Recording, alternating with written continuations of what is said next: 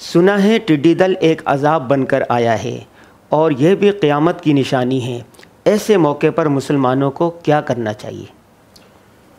بسم اللہ الرحمن الرحیم۔ یہ بات کہ یہ کوئی عذاب بن کر آیا ہے، اس میں تو کوئی شک نہیں ہے کہ یہ ایک عذاب ہے، کیونکہ اس میں فصلیں بالکل تباہ ہو جاتی ہیں اور بہت بڑا نقصان ہوتا ہے۔ وہ ٹڈی دل جب حملہ کرتے ہیں تو وہ ہر چیز کو تہس نہس کر کے رکھ دیتے ہیں۔ جو فصلیں ہوتی ہیں وہ تباہ ہو جاتی ہیں، جو جانوروں کا چارہ لوسن وغیرہ ہے اس کو وہ چر دیتی ہیں، اور بس وہ ٹہنیاں سی باقی رہ جاتی ہیں، وہ جانوروں کے کھانے کے قابل نہیں رہتی۔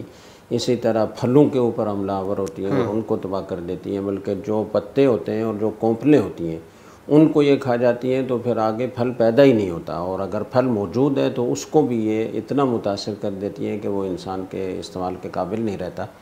تو اس کے عذاب ہونے میں تو کوئی شک نہیں ہے۔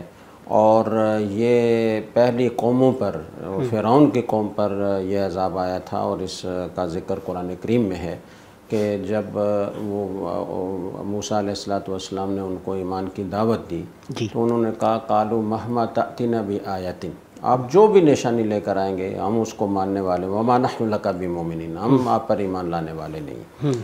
تو اللہ تعالیٰ نے مختلف عذاب ان پر بھیجے، فَأَرْسَلْنَا عَلَيْهِمُ الطُّوفَانَ وَالْجَرَادَ وَالْقُمَّلَ وَالضَّفَادِعَ وَالدَّمَ آیَاتٍ مُفَصَّلَاتٍ فَاسْتَكْبَرُوا وَكَانُوا قَوْمًا مُجْرِمِينَ۔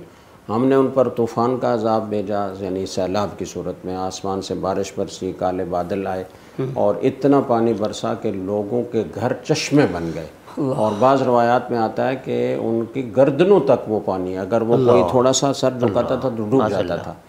اور عجیب بات یہ ہے کہ بعض روایات میں یہ آتا ہے کہ اسی آبادی میں موسیٰ علیہ السلام پر ایمان لانے والے بنی اسرائیلی بھی تھے، اور اسی آبادی میں فرعون کے قوم کے لوگ بھی تھے۔ تو ایک گھر فرعون کی قوم کے آدمی کا ہے، ایک گھر موسیٰ علیہ السلام پر ایمان لانے والے کا ہے۔ تو اس گھر میں تو پانی بھرا ہوا ہے، اور ساتھ والا جو مسلمان ہے اس کے گھر میں پانی کا قطرہ بھی نہیں ہے۔ اس میں اندھیرا ہے، بارش برس رہی ہے، اس میں بالکل موسم صاف ہے، اندھیرا نہیں ہے، روشنی ہے اور کوئی پانی نہیں ہے۔ یہ اللہ تعالیٰ کی قدرت ہے۔ اللہ تعالیٰ اپنی مخلوق کو جیسے حکم دیتے ہیں، یہ اللہ تعالیٰ کے لشکر ہیں، جس طرح اللہ ان کو چلائیں۔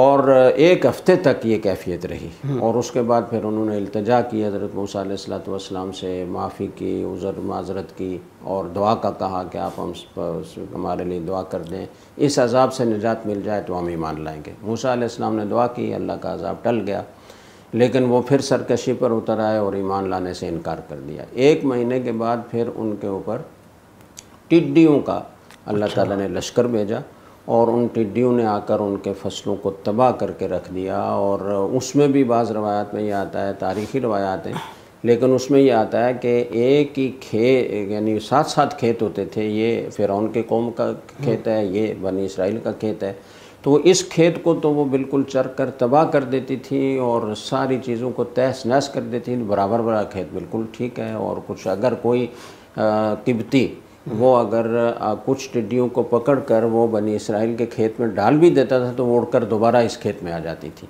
بلکہ بعض روایات میں یہاں تک بھی آتا ہے کہ اگر کوئی درخت دونوں کے درمیان مشترک تھا، قبطی اور اسرائیلی کے درمیان، تو ٹڈی نے آدھا درخت وہ تباہ کر دیا اور آدھا بالکل ہرا بھرا اسی طرح موجود ہے۔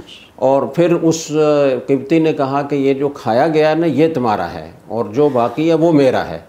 تو ٹڈیوں نے اس پر حملہ کیا، اس آدھے پر حملہ کر کے اس کو تہس نہس کیا، اور دوسرا آدھا بالکل سرسبز و شاداب ہو گیا دوبارہ۔ تو یہ اللہ تعالیٰ کی قدرت ہے، اور اللہ تعالیٰ اپنے بندوں کو نشانیاں دیتے ہیں، اس لیے اللہ نے ان کو آیات کہا، کہیں بینات کہا، کہ واضح نشانیاں ہیں اللہ تعالیٰ کی قدرت کی، لیکن پھر بھی تم ایمان نہیں لاتے۔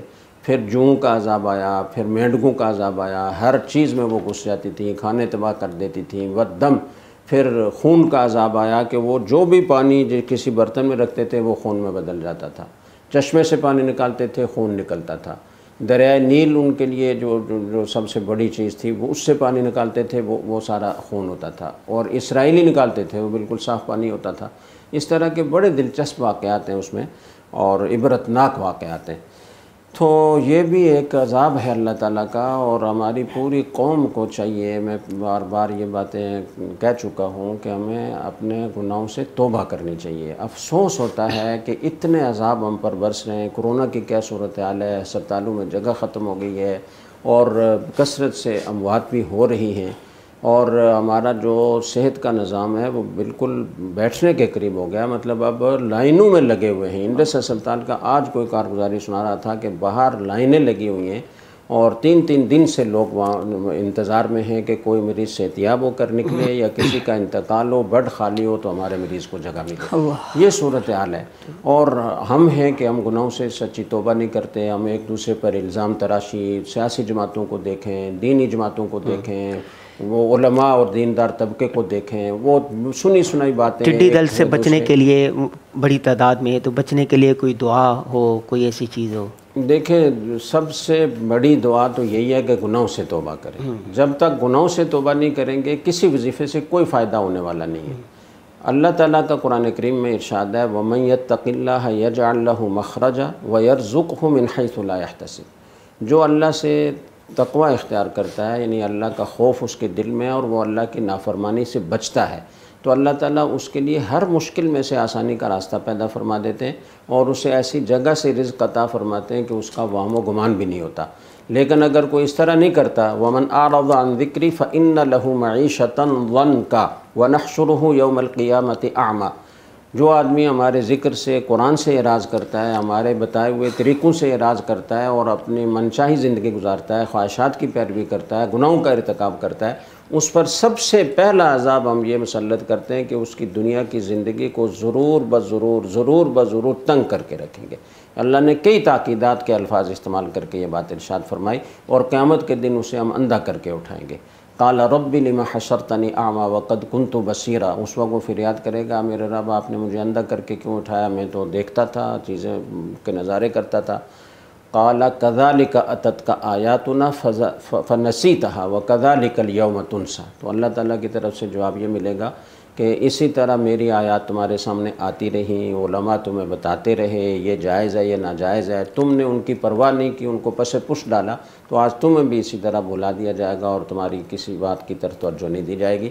تو سب سے بہترین وظیفہ یہ ہے کہ گناہوں سے توبہ کریں، فرائض واجبات کی تکمیل کریں، ان کی پابندی کریں، ان کا اہتمام کریں، اور اللہ تعالیٰ سے دعا مانگیں کہ یا اللہ ہم گناہ گار ہیں، ہمارے گناہوں کی وجہ سے یہ مختلف قسم کے عذاب ہم پر مسلط ہو گئے ہیں، یا اللہ آپ ہمیں معاف فرما دیں، آپ اپنا غضب ٹھنڈا فرما لیں، آپ اپنے محبوب کی امت پر رحم فرمائیں۔ تو اللہ سے التجا کریں، گڑ گڑا کر دعا مانگیں، اور گناہوں سے سچی توبہ کریں، یہی اس کا وظیفہ ہے۔